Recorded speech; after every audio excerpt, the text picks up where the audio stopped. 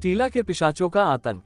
बहुत साल पहले कुल्हाटी गांव की दमदमा नाम की एक जगह में एक टीला था। उस टीले में एक पिशाच रहता था। जो भी उस जगह के पास से निकलता उसे टीले से एक लंबा हाथ पकड़ लेता और मारकर खा जाता।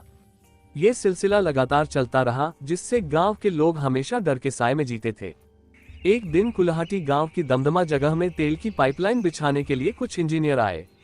उनमें से एक लक्ष्य था, जो बहुत ही होनहार और साहसी भी था। लक्ष्य को पास ही रहने के लिए एक किराए का घर मिला।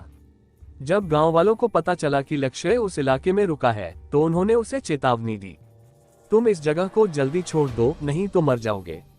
पास के टीले में एक पिशाच रहता है जो इंसानों को मारकर खा जाता है। लेकिन लक्ष्य को गांव वालों की बातों पर विश्वास नहीं हुआ। वह निडर और साहसी था। एक दिन काम में देर हो गई और रात हो गई। लक्ष्य जब अपने कमरे में सोने गया तो उसे अचानक टीले से अजीब अजीब आवाजें सुनाई देने लगी। उसने सोचा कि शायद यह उसका भ्रम है, क्योंकि उसने पूरे दिन बहुत काम किया था। थोड़ी देर बाद दरवाजे पर किसी ने जोर जोर से दस्तक दी। लक्ष्य की नींद खुली। उसने बाहर से ही पूछा, कौन है इतनी रात को?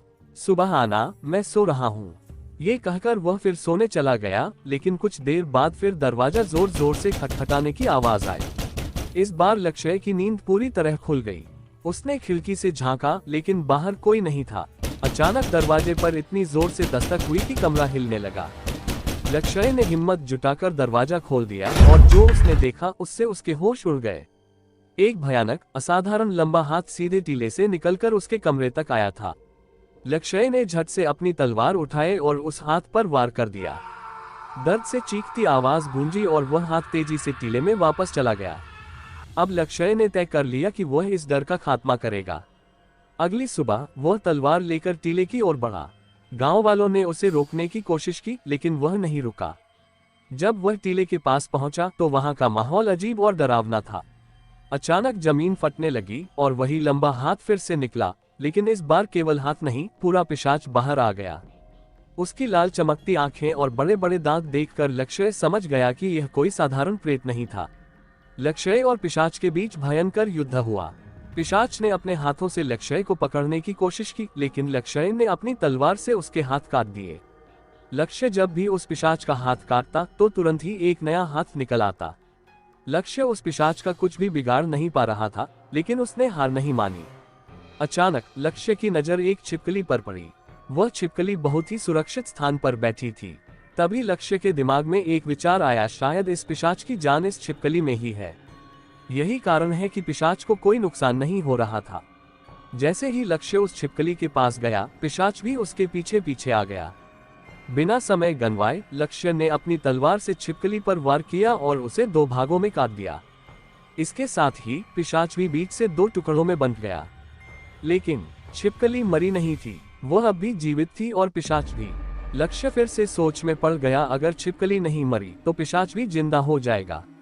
अब ऐसा क्या किया जाए कि छिपकली भी मर जाए और पिशाच भी। तभी लक्ष्य को याद आया कि उसकी जेब में एक छोटा सा डिब्बा है। उसमें वह विभूति पवित्र भस्म थी जो एक बाबा ने उसे दी थी। लक्ष्य ने तुरंत विभूति छिपकली पर डाल दी। जैसे ही विभूति छिपकली को लगी, वह जल उठी और जलकर राख हो गई, और उसी के साथ पिशाच भी आग की लपटों में घिरकर जल गया। इस तरह लक्ष्य ने अपनी बुद्धि और साहस से उस अमर पिशाच का अंत कर दिया।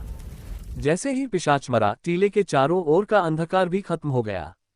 सूरज की रोशनी वहां फैल गई और गांव वाले जो सालों से डर में जी रहे थे, खुशी से झूम उठे।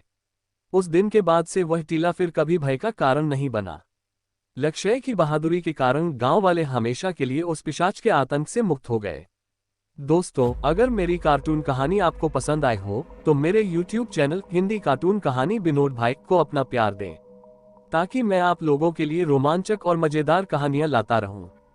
मेरे YouTube चैनल को सब्सक्राइब करें और घंटी के बेल को दबाएं, ताकि आपको नई कहानियों की सूचना मिलती रहे। धन्यवाद दोस्तों, आपके समर्थन के लिए।